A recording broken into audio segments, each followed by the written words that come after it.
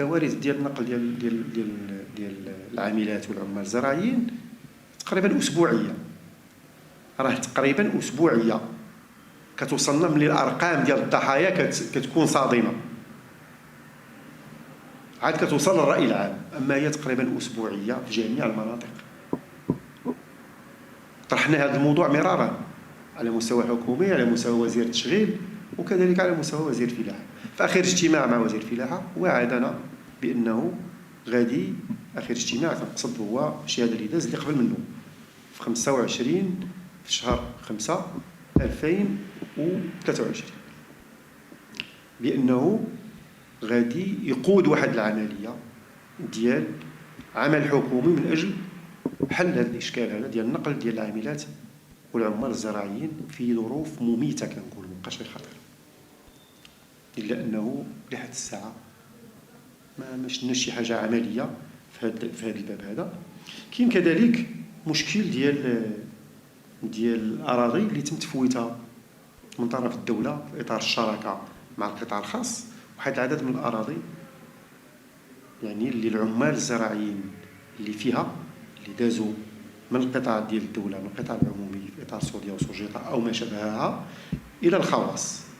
هاد العمال هادو دازوا بواحد العدد من الضمانات اللي كتضمن حقوقهم، فاش دخل القطاع الخاص داسها مجتمعه في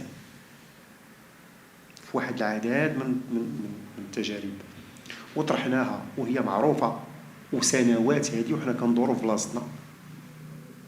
في احسن الاحوال كتخرج لجان لمعاينه ما تمت معاينته شحال هذه، بمعنى كنديروا لو كونستا فوق لو كونستا، ولات هذيك لادا لان هذا هو دورها، ما عندهاش شي حاجه اكثر. القرار خصو يكون سياسي، ولات كونستاتور كنديروا شكايه كتخرج تاكد من الصحه ديالها كتقول لنا عندكم الحق وكتجلس. يمكن دير شي مساطير اداريه ما كنشوفوهاش حنا على مستوى وزاري، ولكن القرار اللي خصو يكون من اجل اخراج هاد الناس من الحاله ديال 5 سنين ما كياخذوش اجور، عامين 3 سنين اولا كيجريو عليهم كاع كاريمون. القرار اللي خصو ياخذوا الوزير ديال الفلاحه، ما غاديش نتسناو المدير العام ديال لادا احتراما للجميع انه غياخذ قرار من هذا الحجم، خصوصا الى عرفنا على ان هاد الفيرمات اللي كنهضروا عليهم فيهم النافذون والنافذون جدا، كنسوليني النافذون والنافذون جدا. ما غاديش نتسناو مؤسسه بحال لادا غتقارع هذوك الحيتان. خص وزاره الفلاحه تتحمل مسؤوليتها وتاخذ القرار المناسب في يعني سحب هذه الاراضي واسترجاعها واداء المستحقات ديال العمال وبشكل عاجل، لانه ما غاديش تسناو اكثر من 5 سنين اللي تسناوها قبل. كاين كذلك كنطالبوا بربط الدعم العمومي في القطاع الفلاحي اللي كتاخذوا باترونات زراعيه، كنطالبوا بربطه بتطبيق قانون الشغل وبتوقيع اتفاقيات جماعيه داخل الضيعات الفلاحيه ومحطه التلفيف اللي كتستافد من هذا الدعم. ما يمكنش دوله كتعطي دعم للناس تجرم اجتماعيا، تتهرب من اداء السنساس، ما كتعطيش الاجور، كتشرد العمال، كتضطهد النقابيين ونعطيك الدعم. الدوله كتولي شريك في هذه الجرائم صراحه، زعما بغات ولا ما بغاتش، هذا هو الستاتيو اللي كتولي فيه. لذلك كنقولوا ما يمكنش تستمر الدوله في دعم المتهربين من الالتزامات الاجتماعيه، ويمكن تعطي دعم اكثر للناس اللي هي وصلت دير اتفاقيات جماعيه كتحمي الحقوق ديال الموظفين وكتحسن ظروف العمل ديالهم وكتحسن كذلك شروط الصحه والسلامه ديالهم. ولكن ندعموا خارجين على القانون، هذو خرق القانون وخروج على القانون، ندعموا خارجين على القانون. هذا بالنسبه لنا كنرفضوه، وكنطلبوا وزاره الفلاحه انها تدير مشاريع وتحطها للحكومه من اجل تعديل النصوص القانونيه وفرض ربط الدعم العمومي بتطبيق القانون واتفاقيات الجماعيه. معضله الفلاحين كذلك من الملفات اللي حنا كنطلبوا من الوزير انه يجلس مع الفلاحين. كنقصدوا الفلاحين الصغار، حنا الفلاحين بصح، راه كاين الفلاحين وكاين ملاكين كبار. كنهضروا على الفلاحين كيف ما كتعرفهم حتى الامم المتحده. كاينه وثيقه اللي سميتها الاعلان الامم المتحده لحقوق الفلاحين والشغيلات والشغيله في العالم القروي، كيعرف الفلاحين الصغار اختاروا انهم يتنظموا في النقابه في الجامعه الوطنيه للقطاع الفلاحي. اذا مارسوا حقهم في التنظيم، وحنا كنقابه مارسنا حقنا في تنظيمهم. ما غيجيش شي حد يقول لنا غدا لا راه هما ما عندهمش حق في التنظيم النقابي، او لا يقول لنا انتم ما عندكمش الحق في التفاوض بسميتهم.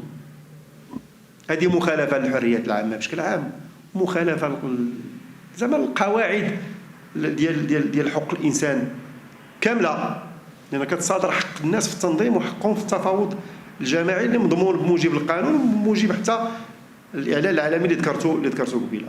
القضايا ديال الفلاحين معروفه، وما غيجي حد يقول لنا على انه الفلاحين راه عندهم اللي كيمثلهم. كنا كنعرفوا والملفات معروفه وراه مطروحه في القضاء شكون هما من يدعون تمثيليه الفلاحين والاوضاع ديالهم الان معروفه. ووزاره الفلاحه الان بدات كتقر واعلاميا على انهم من يدعون او من كانوا يدعون تمثيل الفلاحين راه دايرين فضائح في المال العام. وبالتالي الفلاحين، احنا هذا نقاش يعني ما غاديش نقولوا هامشي، ولكن نقاش فرعي مزيان نتيروه باش نقولوا على انه الغرف الفلاحيه كتأدي مهامها، الجمعيات البيمهنيه كتأدي مهامها مع كاع التحفظ على كيفاش كتأديه وشكون كتخدم وموقع الفلاحين الصغار فيه دير شغلها. ولكن النقابه الفلاحين اختاروا يتنظموا في النقابه ويدافعوا على مصالحهم من داخل النقابه، على وزاره الفلاحه انها تجلس معهم. وصيفطنا مراسله على اطار واحد الاتفاق مبدئي مع الكاتب العام ديال الوزاره باش نجلسوا معه كجامعه على الاقل جلسه اوليه حول المطالب والاوضاع ديال الفلاحين اللي هما منتمين للنقابه ديالنا. للاسف ما كانش التفعيل ديال هذه القضيه، وهي قضايا معروفه من قبيل مشاكل ديال الدعم والتغطيه الصحيه والتمويل ديال الفلاحين، لانه كاين اشكالات كبيره فيما يتعلق الاعانات والكريدي، وقضايا عقاريه مستعصيه اللي كتخلي يعني الفلاح الصغير مكبل ما قادرش انه يستثمر، لانه كاينه قضايا عقاريه مستعصيه سواء في اراضي الجموع ولا اراضي ديال الاصلاح الزراعي او غيرها. كاينه واحد انواع ديال الملكيات اللي كاين على مستوى الجنوب، كاين مشكل ديال التحديد ديال الاراضي بحال الحاله ديال تفرسيت في النواحي ديال دريوش الحسيمه اللي اشكال هذاك بوحدو خصو حلقه. هادو هما انتظارات ديالنا كشغيله ديال القطاع الفلاحي. وللاسف هذه الانتظارات كلنا تجرجرات بزاف في جولات ديال الحوار حتى مع الوزير السابق منها اللي بقى عالق الى حين وصول الوزير الحالي. واخر حوار اللي كان يعني المره الاخيره مع وزير الفلاحه، هذه القضايا كلها ما كانش فيها شي تقدم ملموس معقول، وما ما كاينش.